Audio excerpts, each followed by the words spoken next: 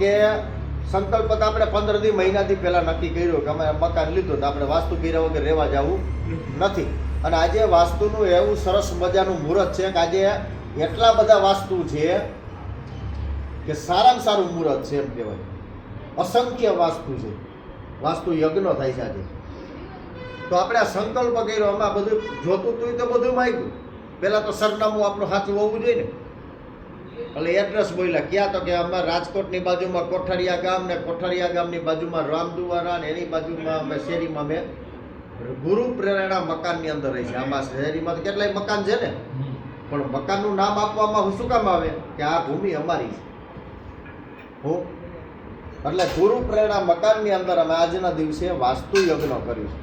હવે આના મતલબ શું તો કે આપણે તિથિ વાર નક્ષત્ર આવું ઘણું બોલી ગયા છે. શ્રાવણ મહિનો છે, શિવનો મહિનો છે, તો એ આપણે આ બધું સંકલ્પમાં વર્ણન કર્યું શું કામે કે આપણે એડ્રેસ તો આપવું પડે ને કોઈ પણ જગ્યાએ. એટલે આ થયું. ત્યાર પછી હવે બોલાવ્યું તમારી પાસે કોઈ પણ કાર્ય કરો તમારું નામ તો લેવું જોઈએ ને, એટલે તમારું અટક સાથે આખું નામ બોલો. કોણ કાર્ય કરે છે હે, એટલે અટક સાથે બોલવું પડે આખું. પછી કીધું એટલે અમને.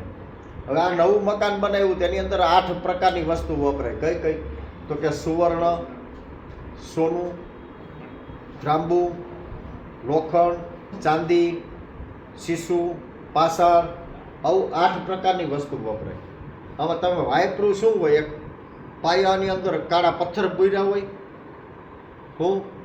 બીજું લાકડું વાપર્યું, ત્રીજું લોખંડ વાપર્યું, બીજું કંઈ વાપર્યું નથી. શીશાનો ઉપયોગ થતો થઈ ગયા. આ બારાખમાં એમાં શીશુ વપરાતું. હવે આ બધું વયું ગયું. હવે આવા 8 પ્રકારના એ દોષ લાગે